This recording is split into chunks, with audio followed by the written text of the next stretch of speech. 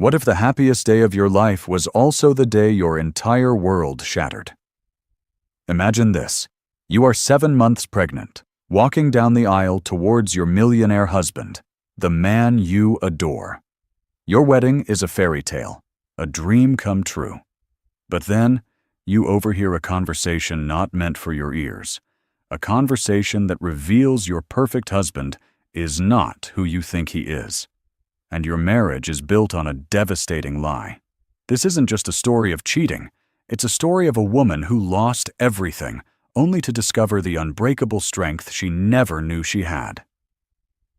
Before we begin, tell us where you're watching from. It's always amazing to see this community come together. If you enjoy powerful stories, subscribe and hit the bell. Now, let's dive in. The late afternoon sun of October, a perfect honeyed gold, streamed through the arched windows of the Croft family's ancestral estate. It was the kind of light poets wrote about, the kind that made everything it touched seem blessed. For Celine, standing in the bridal suite, it felt like a celestial endorsement of the day she had dreamed of since she was a little girl, sketching fantasy castles in her notebook. The dress, a cascade of ivory silk and delicate lace designed by Vera Wang herself, felt like a second skin. It was a gift from Adrian, of course. Everything was a gift from Adrian. The Croft estate, the 10-carat diamond on her finger that felt heavier than its physical weight, the very air of opulent tranquility she breathed. It was all part of the Adrian Croft experience. She smoothed a hand over the gentle, pronounced curve of her belly. 7 months. Their son, their little Noah, was nestled safely inside, a tiny, perfect promise of their future. Adrian had been ecstatic when they found out it was a boy. "A Croft heir!" he'd boomed, his voice echoing with a pride that seemed almost primal. "My father will be overjoyed." Celine smiled at her reflection. Her face, usually defined by a quiet thoughtfulness, was illuminated with a joy so pure it felt fragile. She was an architect, a woman who understood foundations and structures. She believed in the structure of her life with Adrian. He was charismatic, ambitious, and devastatingly handsome, with eyes the color of a stormy sea that could soften into a gentle harbor just for her. He had swept into her life, a whirlwind of power and affection, and had built her this gilded cage, a place so beautiful she never wanted to leave. "You look breathtaking, Cel," Maya, her maid of honor and best friend since college, said from the doorway. Her eyes were misty. "Seriously, like something out of a magazine." "I feel like I'm in a dream," Celine confessed, her voice a whisper. "Well, don't wake up. This dream cost more than my apartment building."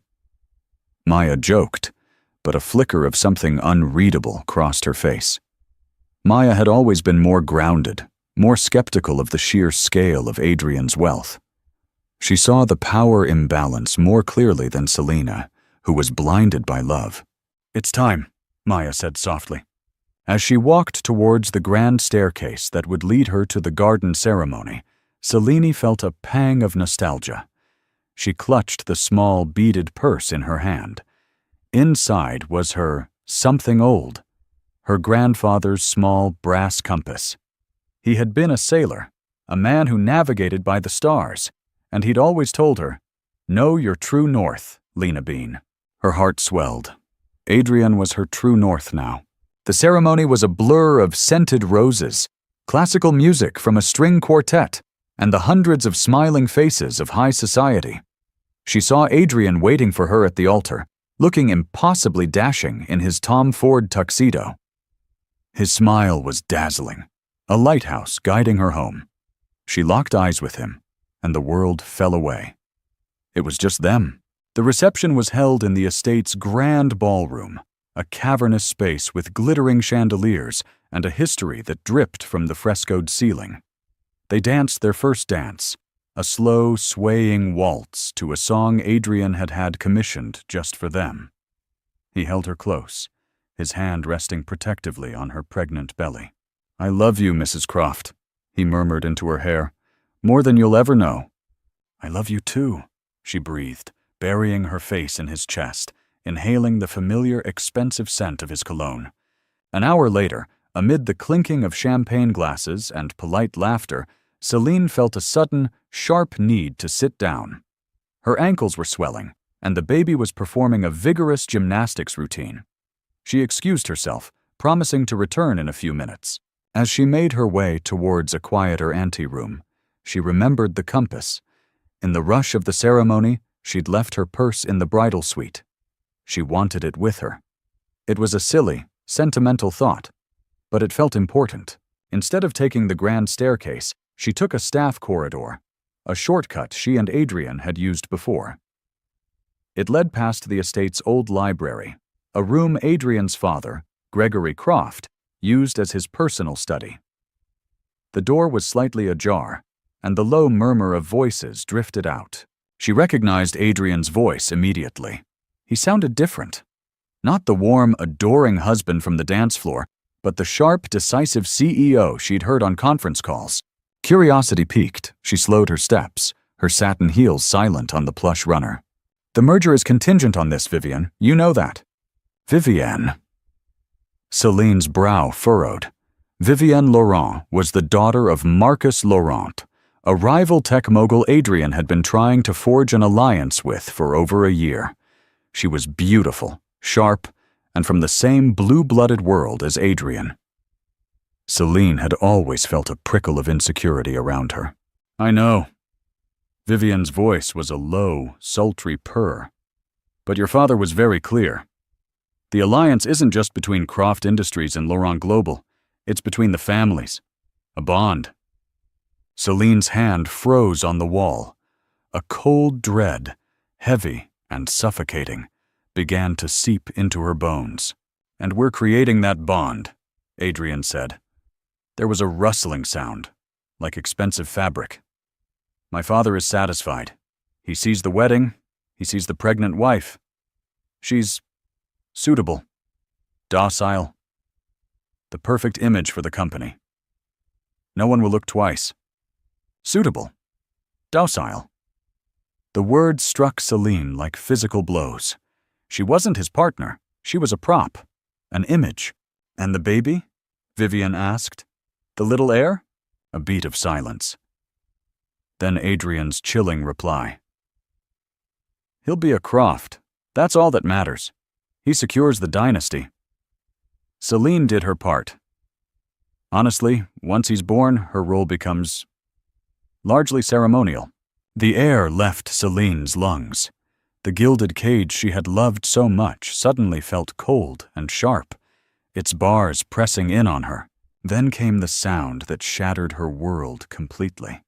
A soft, distinct moan of pleasure. Vivian's, followed by a low chuckle from Adrian. Patience, darling, he said, his voice thick with a desire Celine hadn't heard since their own early, passionate days. The reception is long. I'll come find you later. Don't wear that dress for me. Promise? Vivian cooed. I promise. Celine stumbled back, her hand flying to her mouth to stifle a sob. She felt a wave of nausea so intense she had to grip the wall to keep from collapsing. The baby kicked, a sharp, insistent reminder of the life inside her. The life Adrian had just called a tool to secure his dynasty. She saw it all with horrifying clarity. The whirlwind romance, the perfect proposal, his insistence on a quick wedding before the baby was born. It wasn't a love story. It was a business transaction. She was the broodmare, bought and paid for to provide a veneer of respectability and an heir, while he solidified a corporate merger by sleeping with another woman. On their wedding day, the pain was a physical entity, a shard of ice piercing her heart. Betrayal wasn't a strong enough word. This was a complete and utter negation of her reality. Her love, her trust, their future. It was all a meticulously crafted illusion. Tears streamed down her face, silent and hot. For a moment, she wanted to burst through the door, to scream, to claw at their faces, to expose them in front of the whole world. But then, a different feeling began to surface, rising from the icy depths of her shock. It was cold, hard, and utterly unfamiliar. It was rage, a calculated, silent fury. He called her docile. He called her suitable. He thought she was a prop in his play. She wiped her tears with the back of her hand, her movements jerky. She looked down at her beautiful dress, at the diamond on her finger, at her swollen belly. They were all part of the costume, and she was done playing her part. Her grandfather's voice echoed in her mind. Know your true north. Her true north wasn't Adrian. It never had been. Her true north was the child kicking inside her. Her son. And she would be damned if she let him be raised as a pawn in the cold, cruel world of the Crofts. Slowly, deliberately, she pulled out her phone. Her hands trembled, but her resolve was hardening into steel. She opened the voice memo app and pressed record. Then, holding her breath, she crept closer to the library door. Angling the phone's microphone towards the gap, she would not be docile. She would not be ceremonial. She would be the architect of his downfall. The recording felt like a live grenade in her hand. Celine stood in the corridor, her heart hammering a frantic, painful rhythm against her ribs. Every instinct screamed at her to flee, to run until the pristine lawns of the Croft estate were a distant memory. But another, colder instinct took over. The architect in her, the one who understood that a demolition required careful planning, held her in place. She needed more than just a recording of their post-coital whispers. She needed to understand the full scope of the contract she had unknowingly signed with her life. Taking a deep, shuddering breath, she smoothed down her dress, wiped the last traces of tears from her cheeks, and composed her face into a mask of serene bridal bliss. She practiced a small, slightly tired smile in the reflection of a silver platter left on a side table. It was the most difficult performance of her life. She walked back into the ballroom. The music was louder now, the atmosphere more boisterous. She spotted Adrian across the room, laughing with a group of investors, Vivian's father among them. He caught her eye and gave her a brilliant smile, raising his glass in a toast. The hypocrisy was so profound it was almost breathtaking. He was an artist of deceit. Celine smiled back, a perfect, loving smile that didn't reach her frozen eyes. She made her way to Maya, who was watching her with a concerned frown. "You okay?" Maya asked, her voice low. "You were gone for a while. You look pale." Celine couldn't speak the truth. Not yet. The words were too toxic. They would contaminate Maya's own happiness for the day. Just a bit overwhelmed. She lied, placing a hand on her stomach. "Noah's being a little acrobat tonight. Can you do me a huge favor?" "Anything. My purse is still in the bridal suite. Could you get it for me? And maybe find Gregory Croft's briefcase? I think he left it in the study. Adrian mentioned needing a document from it." The lie came easily, slick with newfound purpose. Maya's brow furrowed. "Gregory's briefcase? Why?" "Adrian needs the finalized Laurent Global merger proposal. He wants to give Marcus Laurent a signed copy tonight as a wedding gift." "A gesture," Celine improvised, the details flowing from a place of pure, cold invention. "He asked me to get it, but I just can't face those stairs again." It was a plausible power player move Adrian would make. Maya, accustomed to the bizarre ways of the ultra-rich, nodded. "Okay, weirdo. One briefcase coming up. Stay off your feet." As Maya disappeared, Celine moved through the crowd, a ghost at her own wedding feast. She accepted congratulations, smiled for photos, and allowed Adrian to pull her in for a kiss. A chaste public peck that felt like a brand of ownership.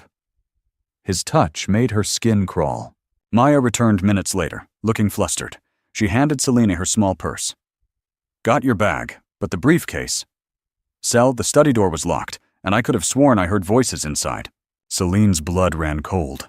Of course, they were still in there. "It's fine," she said, her voice tight. "Don't worry about it." She now had the recording on her phone, which was tucked safely inside the purse with her grandfather's compass. But she knew the document she'd invented, the merger proposal, was the key. It would lay out the terms, the timelines, the real nature of the bond between the families. She needed to wait. The night stretched before her, an eternity of charades. She watched Adrian, studying him as if he were a stranger. She saw the flick of his eyes towards the library corridor. She saw Vivian emerge 20 minutes later, her lipstick perfectly reapplied, a triumphant, secretive smile playing on her lips. They thought they were invisible. They thought she was blind. The reception finally wound down in the early hours of the morning. The last of the guests departed, leaving behind a ballroom that smelled of wilted flowers and stale champagne. The staff moved silently, clearing the debris of the lavish affair. "Tired, my love?" Adrian asked, wrapping his arms around her from behind. He rested his chin on her shoulder, his hands coming to rest on their son. "Exhausted," she replied, her body rigid. "Let's go up. Our life begins now." The bridal suite was a parody of romance. Rose petals were scattered across the bed, and candles flickered on every surface. It looked like a tomb. As Adrian shed his tuxedo jacket, Selene walked over to the large mahogany desk in the sitting area. "What are you doing?" he asked, unbuttoning his shirt. "Just looking for some aspirin," she lied, opening a drawer. Her hands were searching for something else entirely. Adrian was meticulously organized. He kept copies of all major contracts in his home office safes. Surely, a deal this monumental? Her fingers brushed against a leather-bound folder tucked at the back of the bottom drawer. It was unmarked. Her heart leaped. She pulled it out. "What's that?" Adrian's voice was casual, but she detected a new edge to it. She opened the folder. The top page read, "Project Dynasty, a proposal for the strategic alliance of Croft Industries and Laurent Global." Her eyes scanned the dense text. It was all there, laid out in cold corporate language. Clauses about consolidating market share, leveraging assets, and then a section titled Familial Integration. It detailed the expected union, the strengthening of the bond through social and personal ties. It didn't name names, but it didn't have to. The final page was a signatory sheet. It was signed by Gregory Croft, Marcus Laurent, and Adrian.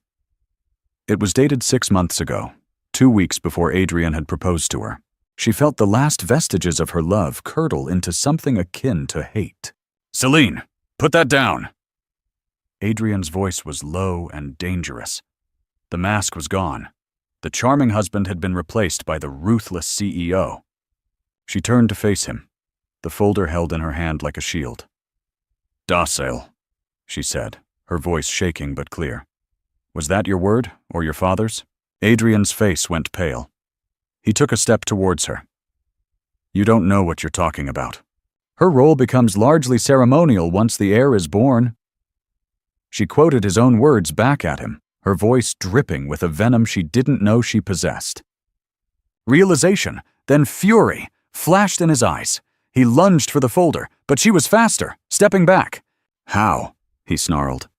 "You left the library door open," she said simply. "You should be more careful when you're closing your deals." She saw the sequence of emotions on his face. Disbelief, followed by a flicker of fear, quickly replaced by arrogant dismissal. He thought he could manage this. He thought he could manage her. "Celine, listen to me," he said, his voice dropping into a placating tone. "You're pregnant. You're emotional. You're misunderstanding a business conversation." "Am I?" She held up her small purse. "I don't think the recording I made will misunderstand it. I'm sure my lawyer will find it perfectly clear. Vivian moans quite clearly, you'll be pleased to know. It's excellent audio quality." His face turned to stone. The color drained from it completely. He stared at her, and for the first time, she saw him for what he was. A man trapped in a cage of his own. A cage built by his father's ambition. but she felt no pity. Only a vast, empty chasm where her love used to be. "What do you want?" he finally whispered, the words ragged. "Money? Name your price. I'll give you anything." That was the moment she knew she had won. He thought he could buy her silence, just as he had bought her as a wife. "I want nothing from you, Adrian," she said, her voice resonating with a newfound power. She walked over to the closet, the one filled with designer clothes he had bought for her. She pulled out the simple canvas bag she had arrived with all those months ago. She began to pack her old things. A worn copy of Jane Eyre, a framed photo of her and Maya, the few clothes that were truly hers. "What are you doing? You can't leave," he said, his voice rising in panic. "Think of the optics, the press. My father will—" "I don't care about your father," she cut him off, turning to face him, her hand on the doorknob. "You have your deal. You have your dynasty. And you have Vivian. You've made your choice." She held up the folder. "This, however, is my severance package, my copy." Before he could react, she opened the door and walked out of the suite, leaving him standing amidst the romantic ruins of their wedding night. She didn't look back. She walked down the grand staircase, past the wilting flowers and the ghosts of her shattered dreams. The night air was cool on her hot cheeks. She didn't have a car, a plan, or a destination. All she had was a canvas bag, a damning recording, a secret contract, and the sun growing inside her. As she walked down the long, manicured driveway of the Croft estate, the gravel crunching under her feet, she pulled out her grandfather's compass. In the moonlight, the needle trembled for a moment before settling, pointing resolutely north. For the first time in a long time, she felt like she knew which way she was going. The bus ride was a rattling, anonymous journey into the gray light of dawn. Celine had used the cash from her purse to buy a ticket to the farthest destination on the board. Port Blossom, a small coastal town she'd only seen on a map, chosen for its obscurity and its distance from the glittering metropolis that held her past. She sat with her head against the cool glass of the window, the damning folder pressed against her side, watching the city lights bleed into sprawling suburbs and then, finally, into the quiet, rolling countryside. She didn't cry. The shock had cauterized her sorrow, leaving behind a raw, resolute numbness. Port Blossom was exactly what she needed. Quiet, unassuming, and weathered by sea salt and time. The air smelled of brine and fried fish. Weather-beaten fishing boats bobbed in the harbor, their reflections a watercolor smudge on the gray water. It was the antithesis of the Croft estate's polished grandeur. It was real. She found a small furnished apartment for rent above a closed bakery, paying the first 2 months' rent in cash. It was sparse, with mismatched furniture and windows that rattled when the wind blew. But it was a sanctuary. It was hers. The first thing she did was buy a cheap, prepaid phone and a lockbox for the folder, and her old phone containing the recording. She hid the box under a loose floorboard in the closet. The first few weeks were a blur of survival. Morning sickness, a constant companion, was now compounded by the heavy weight of loneliness and fear. She'd wake up in the middle of the night, her heart pounding, the memory of Adrian's voice in the library replaying in her mind. The betrayal was a living thing, a phantom that shared her small bed. She lived frugally, her dwindling cash a constant nagging worry. She bought her food from the local market, her clothes from a second-hand shop. Her pregnancy was becoming more pronounced, and the stares of the townspeople, though not unkind, were a reminder of her solitary situation. She was an anomaly in a town where everyone knew everyone else's history. One day, overwhelmed by a sudden wave of despair, she sat on a bench overlooking the harbor, tears finally beginning to fall. Her son deserved more than this. He deserved more than a mother who was running on fumes, paralyzed by the past. "Tough tide today, dear." Celine looked up to see an older woman with kind, crinkled eyes and a cloud of white hair. She was holding a tray of steaming muffins. "I'm Eleanor Laurent," the woman said, sitting down beside her.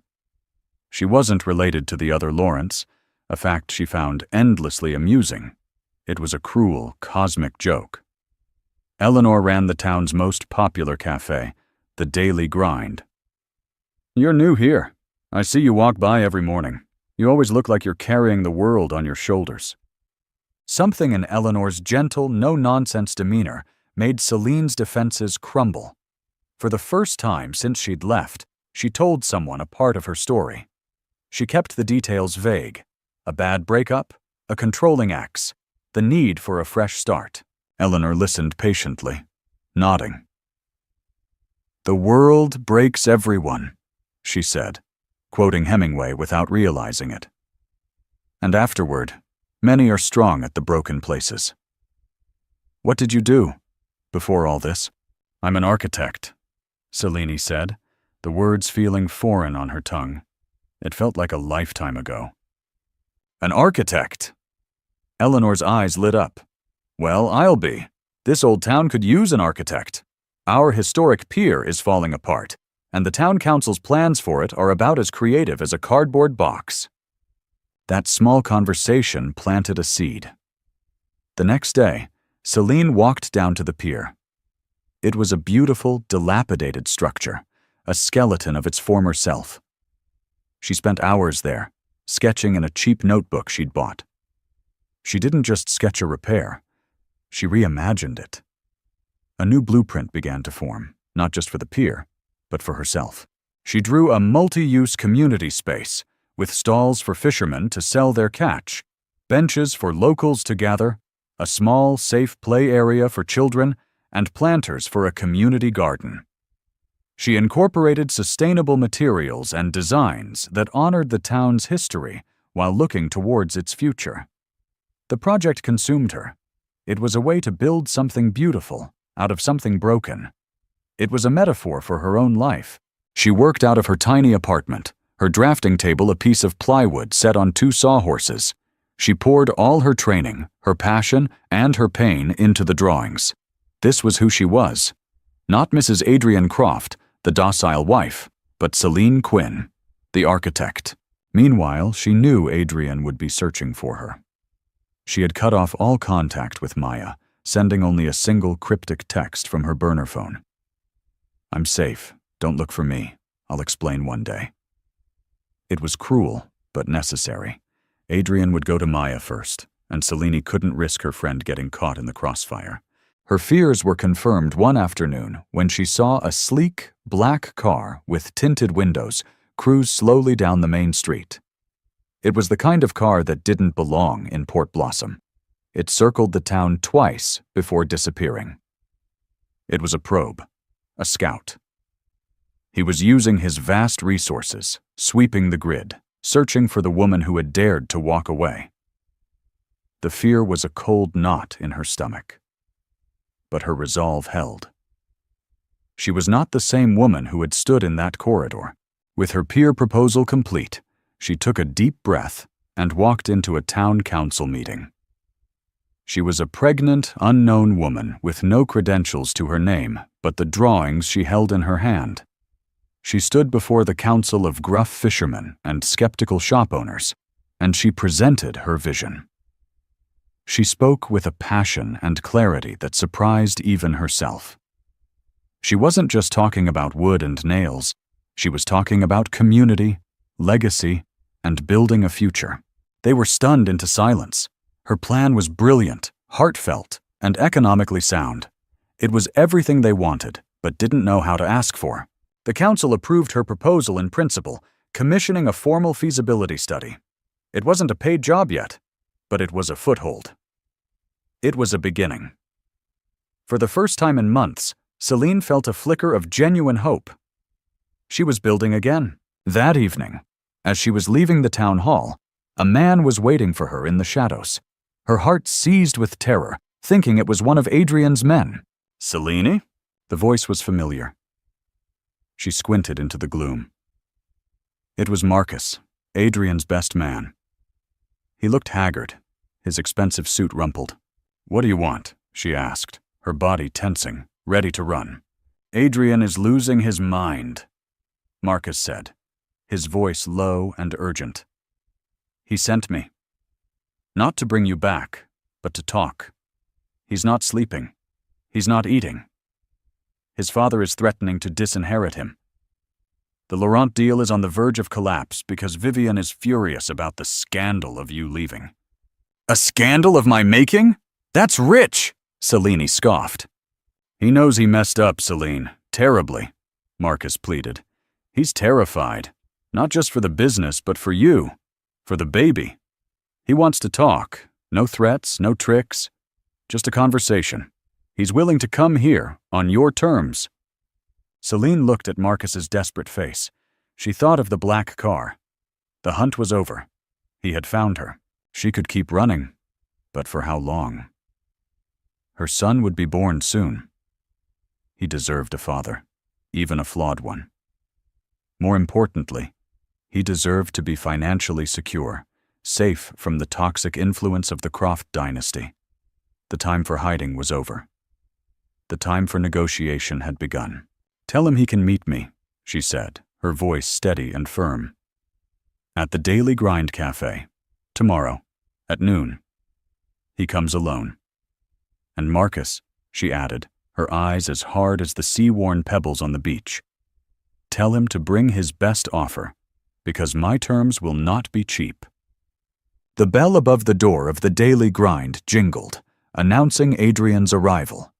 He looked utterly out of place.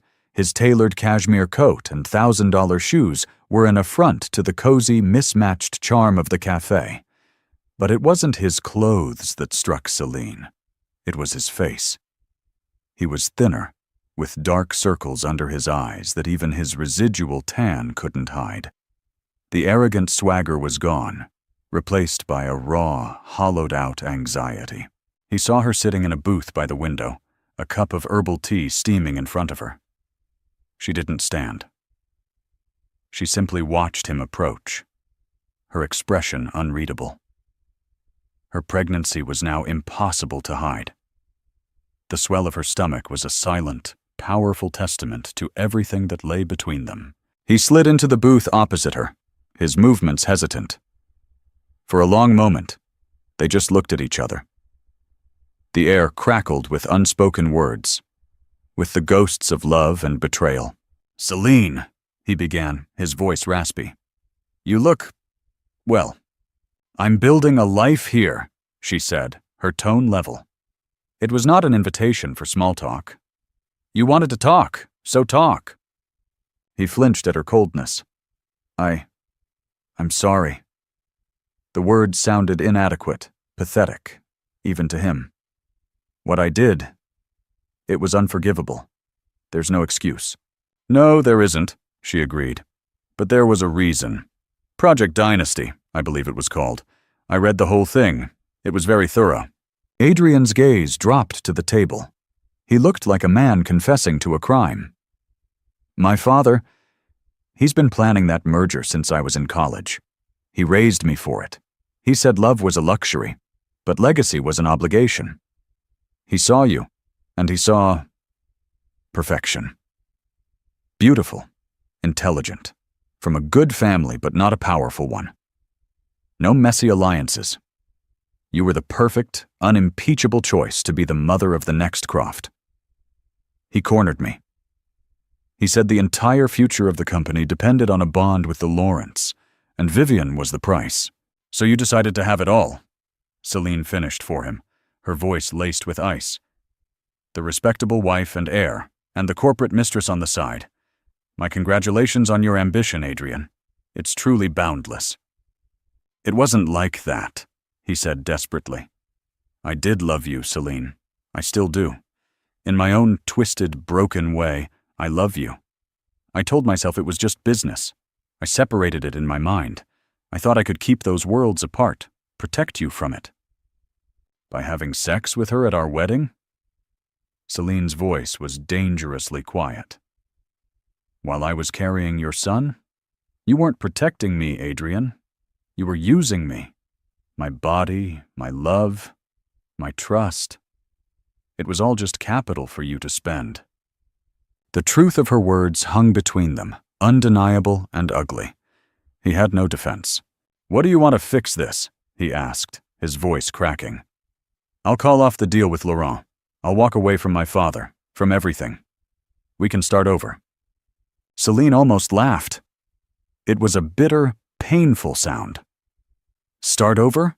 There is no we, Adrian. You burned that bridge. You dynamited it. This isn't a negotiation for our marriage. That is over. This is a negotiation for our divorce, and for the future of our son." He visibly deflated, the last glimmer of hope dying in his eyes. "Okay," he whispered. "Okay, what are your terms?" This was the moment she had been preparing for. She had spent sleepless nights strategizing, thinking like the ruthless CEO he had taught her to be. "First," she began, leaning forward, her eyes locked on his. "Our son will have my last name. Quinn. He will not be a Croft. He will not be a pawn in your father's dynasty." Adrian recoiled as if struck. "Celine, no, he's my son. The heir—" "He is my son," she corrected him fiercely. "And he will not be sacrificed on the altar of Croft Industries. That is non-negotiable." He saw the steel in her eyes and, after a tense silence, gave a slow, defeated nod. "Second," she continued, pressing her advantage, "you will establish a trust fund for him. A significant one. $10 million. Adrian's eyes widened, but he didn't argue. It was a fraction of his worth. "But," she added, "I will be the sole trustee. The funds cannot be touched by you, your father, or anyone from your family, for any reason, until Noah is 25 years old. My lawyers will draft an ironclad agreement that firewalls him completely from your financial and familial influence." He swallowed hard. She was systematically stripping him of every ounce of control, the one thing he and his father valued above all else. "Agreed," he rasped. "Third, you will not contest the divorce on any grounds. The official reason cited in all legal documents and public statements will be your infidelity." This was the blow that landed hardest. It wasn't about money. It was about pride. The pristine, powerful Croft name would be publicly tarnished. Gregory would be apoplectic. "Celine, please," he begged. "Think of the press, the scandal. It will ruin the family name." "Your actions ruined it," she retorted. "You just did it behind closed doors. I'm simply opening the door. You built your empire on an image of integrity. It's time for a market correction. The world will know exactly why I left you." He stared at her, a strange mix of horror and awe on his face. This was not the gentle, loving woman he had married. This was a queen, forged in the fires of his betrayal, dictating the terms of his surrender. "And finally," she said, her voice softening almost imperceptibly, "if you want to be a father to him, a real father, not just a name on a birth certificate, you will have that chance. You can have visitation. You can be in his life. But it will be on my terms. Here, in Port Blossom. You will come into his world. He will never be forced to enter yours." She was offering him a sliver of redemption, a path to fatherhood, stripped of all the power and privilege he was used to. It was the only thing he truly wanted, and the only thing she could graciously give. Tears welled in Adrian's eyes. They were not the manipulative tears of a man trying to win sympathy, but the genuine, heartbroken tears of a man who had lost everything that truly mattered. "Okay," he said, his voice thick with emotion. "Yes, okay, Celine, whatever you want." She sat back, the immense tension draining from her. It was done. She had protected her son. She had secured their future. She had claimed her power. "My lawyer will be in touch with yours tomorrow," she said, her voice purely business again. She stood up, her hand resting on her belly. "The next time I see you, Adrian, I expect it will be at the hospital. I'll let you know when your son is born." She turned and walked out of the cafe, leaving him alone in the booth, a millionaire who had just discovered the true cost of his choices. As she stepped out into the crisp, salty air of Port Blossom, she didn't feel triumphant. She didn't feel vengeful. She just felt free. The demolition was complete. Now she could finally begin to build. 4 months later, Noah Quinn was born with a healthy cry and his mother's determined eyes. The delivery room was quiet, filled only with the supportive presence of Maya, whom Selene had finally called, and the gentle guidance of the local doctor. Adrian was not there. Selene had sent him a text message with the news, as promised, but had made it clear that this moment was hers alone. Holding her son for the first time, Selene felt the last, fractured pieces of her old life click into a new and profound whole. The pain, the betrayal, the rage, it all melted away in the overwhelming, fierce love she felt for this tiny, perfect human. He was her true north. He was her reason. He was her masterpiece. Life in Port Blossom took on a new rhythm, paced by feedings, diaper changes, and the soft gurgles of a contented baby. The divorce was finalized quickly and quietly, just as she had dictated. The news of Adrian Croft's infidelity, confirmed in a sterile joint statement, sent a brief ripple through the financial world before being replaced by the next scandal. The Croft-Laurent merger collapsed spectacularly. Vivienne Laurent, unwilling to be tied to a damaged brand, walked away, and Marcus Laurent, seeing the rot within the Croft dynasty, pulled his support. Gregory Croft's grand plan had crumbled into dust. Celine's own project, however, was thriving. The town, buoyed by her vision and a surprising state grant she had helped secure, had officially commissioned her as the lead architect for the pier renovation. Quinn Architecture, currently operating out of her living room, had its first major contract. She worked while Noah slept, the baby monitor beside her drafting table. Her designs were filled with a light and purpose that had been absent from her earlier corporate work. She was building not for prestige or profit, but for people, for community. 2 months after Noah was born, Adrian came to Port Blossom. He didn't arrive in a black car, but in a modest rental sedan. He wore jeans and a simple sweater, looking more like a man than a magnate. He brought with him not an expensive gift, but a simple hand-carved wooden boat for his son. Their first meeting was in the park. It was awkward, tentative. Selene watched, her heart a tight knot of apprehension, as Adrian held his son for the first time. She saw the wonder and the profound regret in his eyes.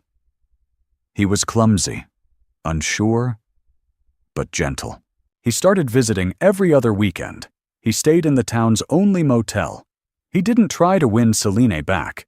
He didn't talk about his old life. He focused solely on Noah. He learned to change a diaper, to warm a bottle, to recognize the difference between a hungry cry and a tired one. He walked with Selene along the beach, pushing the stroller, the two of them maintaining a careful, respectful distance. During one of these walks, he finally told her what had happened. "My father disowned me," he said, his eyes on the horizon. "When the Laurent deal fell through, he said I had failed in my one and only duty. He cut me off completely." "I'm sorry," Selena said, and she was surprised to find that she meant it. "Don't be," Adrian replied with a wry, tired smile. "It was the most liberating day of my life. I'm on my own now. I started a small tech consulting firm. Just me and 2 other guys. We're working on an app to help nonprofits manage their logistics. It's the first thing I've ever built that I'm actually proud of." Selene looked at him, truly looked at him, and saw the flicker of a new man emerging from the wreckage of the old one. The redemption wasn't for her.